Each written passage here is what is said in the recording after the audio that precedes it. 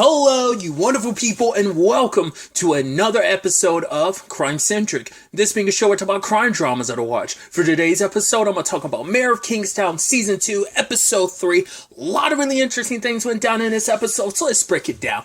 First and foremost, when Ian, Stevie, obviously they had Robert kind of go through and bust in that house, I'm like, what the hell is this all about? And then the woman with the older woman being like, right, I'm too old to be getting on my knees. So they're like, no, come on, get her a chair. And it's like, we'll make this quick. And it's like, do you know who my grandson is? Moment she said, I was like, that's gotta be Bunny's grandma, right? Which Mike was super not happy with Ian and Steve because it's like, you did something stupid. That was stupid. He's literally on the inside for us to help us out. But Ian's like, yeah, but he's still a criminal. He's still a drug dealer. It's like, that don't matter. It's like, when is there not dealing happening in this town? The fact of the matter is he's doing us a solid because by getting stuff in line on the inside, we're keeping stuff in control. Actually, he's making your job easier. There's going to be less people wilding out in the streets if you let him do what he's doing, if you let him cook. And for him, it's like, eventually word's going to get to Bunny about this. It's like, he's not going to want to do anything for us. Mike already knows it's a touchy, complicated situation, considering it's like, right, Bunny went inside because I didn't tell him what was up and set him up. And he was like, all right, I'm going to let this happen. I'm going to let it play out the way it is. But still, I was like, man, that sucks. And just everyone's kind of, and even Mike and Bunny's like, yo, you better get me out of here quick. He's like, right, I'm talking with Evelyn to try to get the charges dropped and stuff like that. Obviously, that's going to take time, a lot of paperwork, a lot of red tape they got to cut through type of stuff. But Bunny's like, yeah, you're going to make this happen. I'm doing this for you. I mean, you already rocking the boat a little bit, sending me in here in the first place, but you better get me out of here quick. Which, obviously, like, he's like, right, I need the guards to turn their backs at 5 o'clock. 5 rolls around like the next day or something like that. Guards' backs to turn. I think every gang is getting their line, and I don't know if it's like, I guess one of the pseudo people that kind of have been orchestrating stuff behind their backs. Like, no orders were given, but these are the one. Some people are taking this power vacuum to kind of run things, and I guess like each member of the gangs, Bunny, the leader of the Mexicans, the leader of the Aryans, like all beat up one particular person. So I think it's their way of being like, yo, we're going to beat up these people, make an example of like, yeah, let you know what's what. But then Bunny gets attacked by, I'm pretty sure that's like the head of the Bloods, maybe. Or maybe it's one of, I think that's the leader of the Bloods, if I'm not mistaken. But then Bunny's like, are we going to be brothers right now? He's like, nah, and they tussle up, and it's like, yo, like, Bunny got it a little bit, but he gave it just as hard back. He even started gouging the guy's eyes out a little bit. It's like, yo. And when Mike shows up later on, he's like, what happened to you? And it's like, and then, because Bunny's also like, right, you didn't think I was going to hear about that? You, like, touched on my grandma's place. He's like, I didn't know. He's like, the fact of the matter is, Mike, you're supposed to know. What good are you? Because, once again, it's like, that whole situation last season kind of like torpedoed Mike's situation as well, because everything's in free fall for right now. He's trying his best to balance everything out. He's trying to, like, once again, I've talked about this too, that Mike leans more criminal than he does with the cops. Yes, he messes with the cops. Yeah, he's got his deal with the FBI and stuff like that as an informant, but he still leans more criminal. That's more who he is than anything else. And so trying to keep all this balance when the powder keg's already exploded and there's already more fires popping up before you even had an opportunity to fully put out the fires from last season. So, and he's struggling to kind of keep up with everything kind of spiraling out. So Bunny's like, cool, you got 2 days. This already went close to home for me, so it's going to hit a little close to home if you don't get me out in the next 48 hours. I did my part, Mike. Now do yours. Because he's like, right, don't get it twisted, Bunny. We're not friends. He's like, oh, no, this ain't no friendship thing. This is a deal thing of like, I did what I could have nearly got here. So you got 48 hours to get me out. I've already got everything kind of lined up. So, and Mike does feel like Bunny trusted me. He did me a solid. He went in on this. And even then, yes, he's frustrated, but he still did his part. I got to make sure I do mine. So Mike's like, I'm going to get you out, because he does legitimately feel bad for Bunny. It's also because it's like, well, he does feel bad because I think Bunny is one of the closest things he does have to a friend, despite how like jacked up and complicated a relationship is. Bunny is still a friend, whether he's actually admitted or not. You're the closest thing he has to a friend. Person that he talks to, they have like very like existential, like philosophical conversations. So he's telling the guard dude, he's like, right, if anything happens to Bunny, it's going to happen to you. He gets hurt, you get hurt. He bleeds, you bleed. Keep that in mind. The guy's like, all right, I got it. He's like, all right, he's in that situation. So it's like, because it's like, yeah, Bunny's the biggest like player, like of course it's like he's big time. I don't know, like in rankings, like even amongst the other gangs, amongst the Aryans, amongst the Mexicans, like even amongst the Bloods, like I think Bunny's still the bigger boss in that pool. At least that's the way they see it. But also like he got jacked up, so he's probably going to be even more of a target of someone trying to gun for him after everything went down. So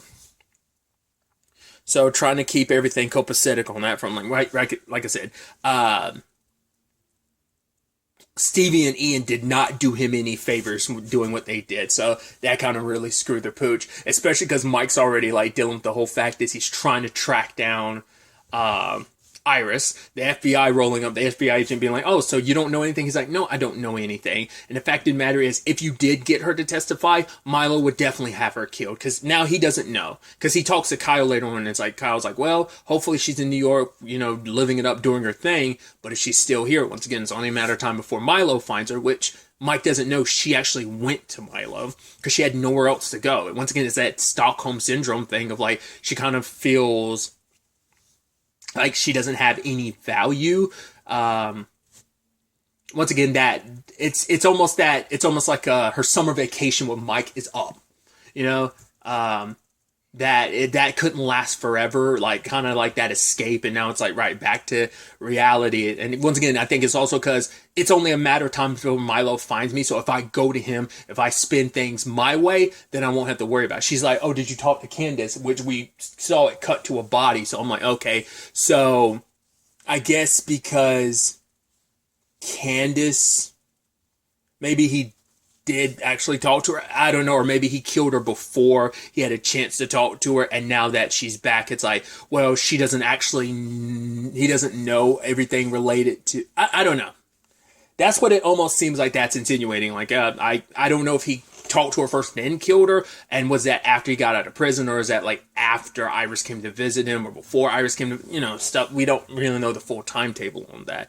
So he's asking these questions like, oh, what about Mike? She's like, no, fuck Mike. And she's like, did you? He was like, what? She's like, no, I didn't. He's like, okay, well, we'll figure it out, because tomorrow's tomorrow. So he's like, I'm tired and everything. So the fact is he's tired and everything might mean he actually just killed Candace, maybe. I don't know. We'll have to wait to see how that plays out. But she's back with in Joseph's hands again, and she has to do work. 5,000. She has to make 5,000 a day. If she does, she makes more. Cool, that's good on you, but if you like less, that's gonna be a problem. So she's sadly back to work, and Tati, who's kind of like the main madam of sorts, kind of in charge, is like, oh yeah, I'm gonna look after you, and she's back to getting high, because understandable, like considering that line of work, it's like, I just gotta numb myself to this. But also what Tati said, even though it was just to get Mike there, it's still true that it's like, right, she'll either not work just to get punished, or she'll work just to punish herself, like just to kind of like feel numb, or like the hurt just to make her numb to everything, so she doesn't have to feel what she's feeling right now. And so Mike showed up, and of course it was a trap, because I'm like, why would Tati help you out and stuff like that? I was like, that didn't make any sense, because she's like, because even Tati had told her like, yeah, hold on to hope, because the moment we lose hope is when we die. So Mike rolls up, Joseph like grabs him, and which I loved. I'm like, man, Joseph acts like he's so hard, and Mike makes you look like such a punk every time. Literally early in the episode, he's like, where's that baby come from? It's like, oh, so where is she? And it's like, oh, is she already dead? And he's like, oh, and then like beats the crap, pistol whips him, just beats. It's like, man, he did it to you last season. He did it to you again. You had a gun in his face. You were pistol whipping him. You got in 1-2 good hits. Then he took the gun from you. I'm like, man, Joseph, you suck. Why would Milo keep you around? It's like, because even he's like, oh yeah, Milo, I'm loyal to Milo, which I love that even Mike threw it in his face. It's like, yeah, you were basically his like errand boy for 9 years. What does he need you for anymore? Because it's like, right, you had to do stuff for him while he was locked up. He's out and about and free. He can get other people to do it for him. Plus, why would he need you when he can do all that stuff himself? So I think Joseph probably didn't really think of that much, but so I think he's kind of still on the outside of all of this. But it's like, he just left and everything. Once again, it's like Mike just left. And I'm like, man, every time you have an encounter with him, he makes you look like, once again, such a punk. Like, how can you, like, legitimately, it's like Mike kicks your ass every time he sees you. I mean, he was sitting in the chair, you had a gun in his face, you were pistol whipping him a little bit, and he still got the advantage on you. Man, that's gotta make you feel completely and utterly shitty. There's also another storyline element that's kind of playing out, which I think is going to have a massive effect on things, is that whole, oh God, what's that prison? It's like some W prison. I forgot the name they mentioned in this episode, but it's like, oh yeah, when the riots were going down, this group or whatever's run these prisons for like, since like 2018. And when the riots went down, there were no riots here. But Kareem is like, yeah, but there were no like, you have no like outside, there's no yard time. Like there's a lot of contributing factors of why it didn't happen here. And even Mike is like, oh, they act like they're in a safari, like the guards. I guess like how lax they are, at least I think. Because she's talking, the lady's talking about, it's like, yeah, their prison's a little overbooked, but she's like, oh, we can handle it and stuff like that. Some of them will go here and others will go there. I'm like, that seems like that might be an issue considering the current power vacuum thing. I mean, it got settled to some extent in this episode, but I feel like if that ends up happening beforehand, that, or even after the fact, I feel like that could prove to be an issue, especially with Bunny's current circumstances of like, yo, I need to get out of here. So I don't know if that's, I mean, he gave Mike a 48-hour window, so I don't know if like things on that end are going to happen that fast. But I think obviously they're setting up a lot of like fallout from whatever this prison situation is, that this group or whatever is going to start owning all these other prisons too. Like their plan is like, because it's not like we're immediately, they are immediately jumping on it, but some of this is like at most like 5 years down the road. They plan on like having like every prison underneath them within like the next 5 years or something like that. So, but the way Mike was talking about, like, right, they're acting like they're on a safari. It's like they're not equipped to handle like, you know, the inmates like they think they do, or maybe it's just the guards themselves being like, oh, acting like the further conversation and treatment of like prisoners like animals. I think there's also that parallel there too. So I did bring him up earlier, Kyle. It seems like he got suspended in the aftermath of last episode because I guess like what he did was such a hardcore situation. For one, the baby could have died. I mean, the guy did literally shoot your partner, but I think it's like, right,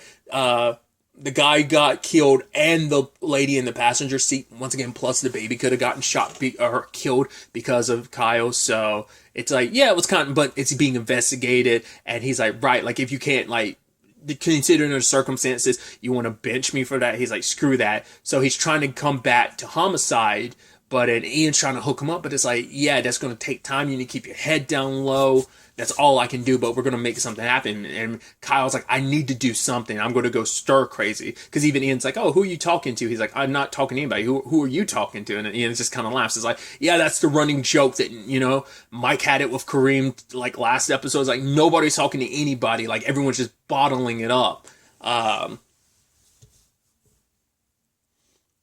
Yeah, like, that's not going to make everything 10 times worse, so.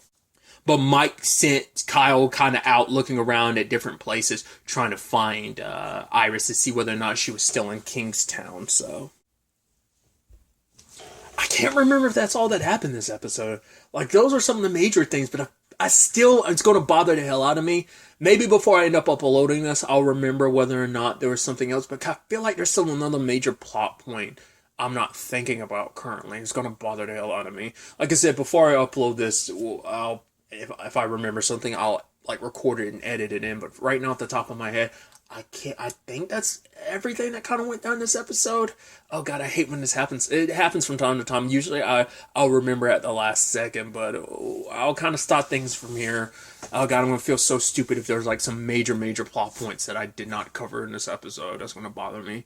But I'm excited regardless to see where all of this ends up taking us going forward into the next episode, whether Mike's going to be able to make that 48-hour timetable of bunnies, and if he doesn't, he made it clear to his guy, it's like, right, we're going to trust in Mike's plan for now, but if it don't, we'll do things our ways. We're leaning more towards doing things Bunny's way now. I kind of felt like that was very foreshadowing, considering Bunny made that statement, because, yeah, his trust in Mike is waning. It's definitely on the, like, very, very small end of things right now, so it's definitely going to be interesting to ultimately see where all this ends up taking us going forward into the next episode.